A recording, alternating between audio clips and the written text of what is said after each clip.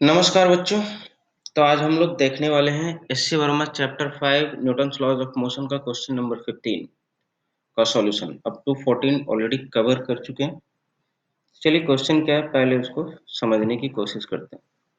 Question में बोला गया है कि a person is standing on a weighing machine placed on the floor of an elevator. The elevator starts going up with some acceleration, moves with uniform velocity for a while, and finally decelerate to stop. The maximum and the minimum weight recorded are 72 kg and 60 kg. Assuming that the magnitude of acceleration and decelerations are same, find आपको पता करना है क्या true weight find करना है person का, and B में आपको क्या करना है magnitude of the acceleration find करना है। यहाँ पे जी की वैल्यू आपको क्या लेना है 9.9। तो चलिए इस पूरे क्वेश्चन को डायग्राम से हम लोग रिप्रेजेंट करने की कोशिश करते हैं। यहाँ पे सबसे इंपॉर्टेंट चीज जो आपको ध्यान में रखना है कि गिवन है क्या मैक्सिमम वेट जो वेइंग मशीन रिकॉर्ड कर रही है वो 72 केजी और मिनिमम कितना है 60 केजी। और आपको क्या यहाँ पे दिया हुआ है कि magnitude of acceleration and deceleration आपको क्या लेना है सेम लेना है। तो चलिए ये आपका डायग्राम है। यहाँ पे मैंने क्या किया एक वेइंग मशीन रिप्रेजेंट किया WM से, और इस पे एक पर्सन स्टैंडिंग है। ठीक है, अब ये तीन सिचुएशन दिया हुआ था क्वेश्चन में कि पहले तो ये एक्सेलरेट कर रहा था ऊपर की तरफ, फिर ये कांस्टेंट वेलोसिटी से मूव करने लगा। कांस्टेंट वेलोसिटी का मतलब क्या होता है एक्सेलरेशन जीरो, इसलिए मैंने एक्सेलरेशन जीरो लिया यहाँ पे। और थर्ड केस में बोला है क्या कि डिसेलरेट करने लगता है।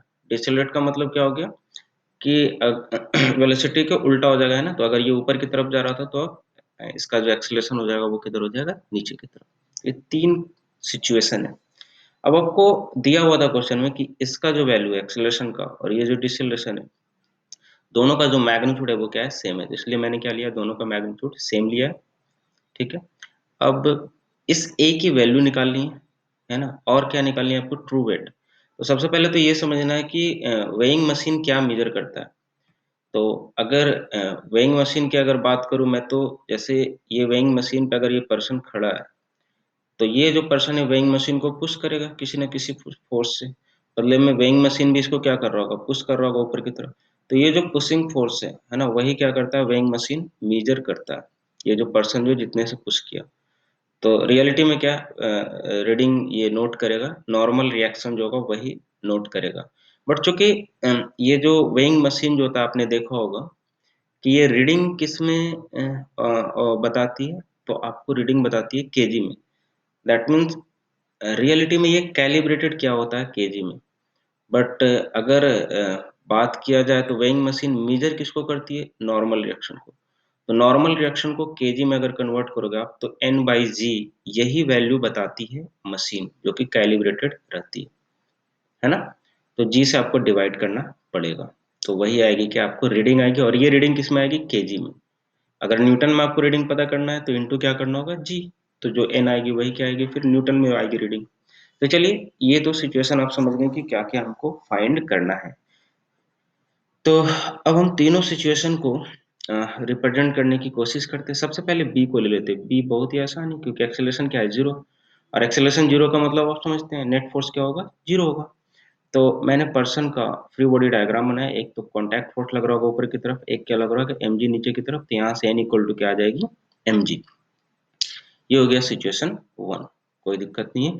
चलिए अब ए को रिप्रेजेंट करने की कोशिश कर रहा हूँ मैं। एक्सेलरेटेड है ऊपर की तरफ तो फोर्सेस तो अभी वही लग रहे होंगे, बट अब ये क्या कर रहा है एक्सेलरेट कर रहा है। तो अब जो इक्वेशन लिखोगे आप क्या लिखोगे N minus M G equal to M A. यहाँ से एन का एक्सप्रेशन आ जाएगा इतना। अच्छा इसमें आपको कंफ्यूज होने की जरूरत नहीं कि ये एन और ये एन दोनों सेम नहीं है, क्योंकि रियलिटी में दोनों सिचुएशन ही क्या है ये अलग है, दोनों सिचुएशन अलग है ना। तो ये दोनों एन दोनों जो है वो सेम नहीं है। ठीक है, चलिए नेक्स्ट जो है सी की अगर बात कर रहे हैं तो नीचे की तरफ एक्सेलरेशन इसका। तो यहाँ से इक्वेशन लिखेंगे क्या लिखेंगे M G minus N equal to M A. यहाँ से एन की वैल्यू निकाल लिया। तो अब ये तीन सिचुएशन है जिसको मैंने 1 2 3 से रिप्रेजेंट करने की कोशिश की। तीन सिचुएशन में क्या क्या मेजर करेगा मशीन। तो पहला सिचुएशन में मशीन मेजर करेगी एम जी, दूसरे सिचुएशन में मशीन मेजर करेगी क्या एम इंटू जी प्लस है, एंड तीसरे सिचुएशन में मशीन क्या मेजर करेगी एम इंटू जी माइनस है। अब क्वेश्चन में दिया हुआ था कि जो मैक्सिमम वेट रिकॉर्ड कर रही है मशीन, वो मैक्सिमम वेट जो है वो कितना है 72 एंड 60 केजी। तब आपको ये 3 सिचुएशन में समझना होगा कि मैक्सिमम किस में होगा।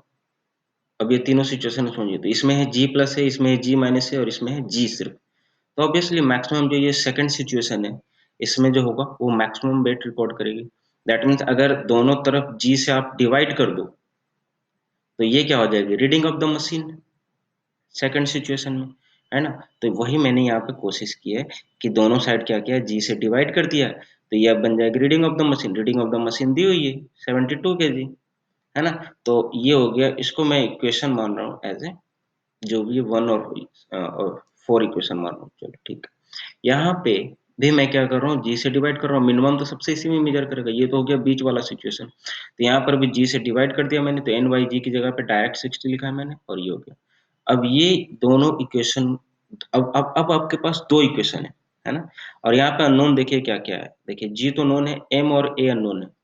और क्या आपको यही पता करना है, एक्चुअल पता करना है। एक्चुअल का मतलब यहाँ पे G से डिवाइड कीजिए, तो G से डिवाइड कीजिए, तो एक्चुअल का मतलब क्या आएगा, M। M जो आएगा वही क्या आएगा, ट्रू वेट आएगा। तो एक तो M की वैल्यू आपको पता करना है, एक A की वैल्यू पता करना है। दोनों को सिंप्लीफाई कीजिए। मैंने यहाँ पे क्या किया, दोनों को डिवाइड कर दिया, तो डिवाइड कर दिया तो A की वैल्यू आ गई। फिर A की वैल्यू या तो आप इसमें रख लो या तो आप इसमें रख लो, प्रोवाइडेड कि आप G की वैल्यू 9.9 रखोगे तो एग्जैक्ट आंसर आ जाएगा आपका, है ना। तो दोनों का आंसर आ जाएगा। आई होप कि ये क्वेश्चन का सॉल्यूशन आप समझ पाए होंगे। तो आज के लिए इतना ही, फिर मिलेंगे नेक्स्ट वीडियो में।